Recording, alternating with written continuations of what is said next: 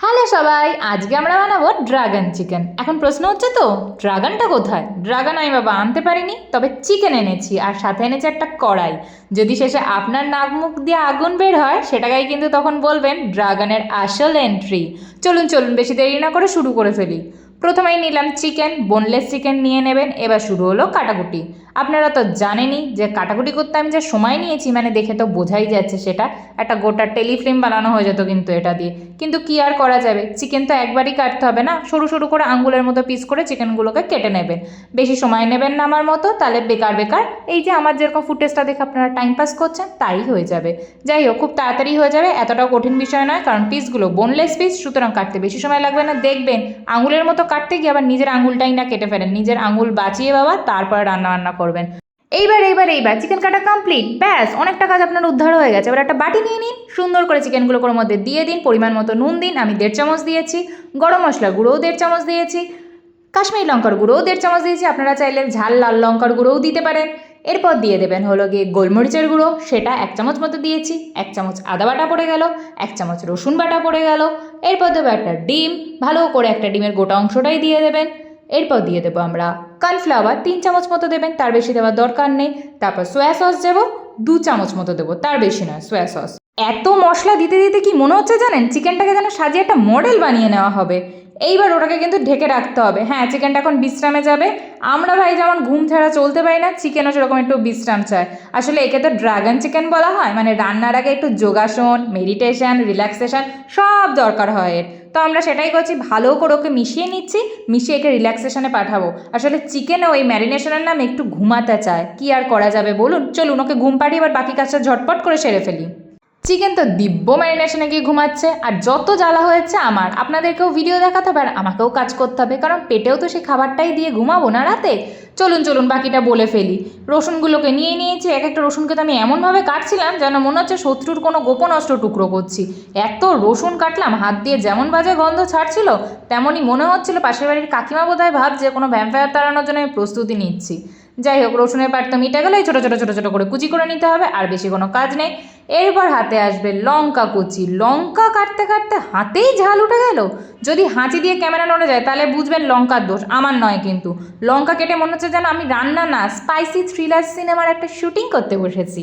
হ্যাঁ হ্যাঁ, আসুন, এবার আপনার জন্যই অপেক্ষা করছিলাম। আপনি এবার কাটবেন, কাদাবেন, মানে আমি আপনাকে কাটবো কিন্তু আপনি আমাকে কাদাবেন। কি সুন্দর না?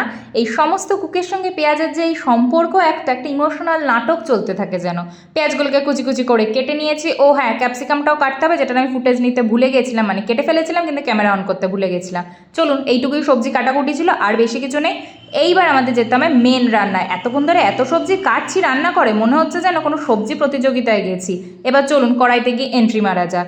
চলে এসেছে কড়াই, ভালো করে কড়াইটাকে গরম করতে হবে, অল্প গরম করলে কিন্তু হবে না।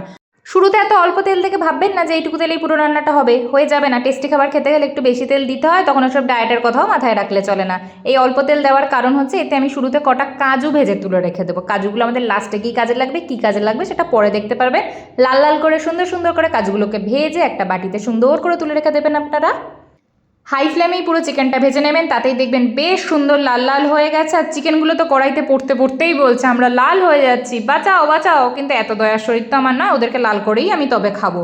তো আমি সেই মতোই সমস্তগুলোকে ভাজছি, আর ধাপে ধাপে সমস্ত চিকেনগুলোকে ভেজে ভেজে আমি তুলবো, একদম লালচে লালচে করে কিন্তু ভেজে তুলতে হবে। আর এই মুহূর্তে যদি এই গন্ধটা ভিডিওর বাইরে আসতো না, আপনারা এখনই ফোন ফেলে রেখে আমার রান্নাঘরে চলে আসতেন আর ওই ভাজা চিকেন খেয়েই সব সাবার করে দিতেন। কিন্তু চলুন চলুন, আর বেশি বক বক করবো না, তাড়াতাড়ি করে চিকেনগুলোকে ঝটপট করে ভেজে নিই। আমরা কিন্তু ভেজেই অর্ধেকটা খেয়ে ফেলেছিলাম, মানে যতটা চিকেন দেখবেন নেমেছে কড়া থেকে, রান্নার সময় তার অর্ধেক চিকেন হয়ে গিয়েছিল। এবার এই ভাজার তেলেই দিয়ে দেবো আমরা রসুন কুচি। একটু ঠান্ডা করে দেবেন, কারণ কড়াটা এই মুহূর্তে অনেকটাই গরম থাকবে। রসুন কুচি, লঙ্কা কুচি দিয়ে দেবেন, আর তারপরেই দিয়ে দেবেন ওই পেঁয়াজ কুচিটাও। দেওয়ার সাথে সাথেই দেখবেন কেমন একটা ফুস করে শব্দ হয়ে উঠেছে। শব্দটা শুনেই মনে হতে পারে কড়াইতে যেন একটা ছোটোখাটো বিস্ফোরণ হয়ে গেল।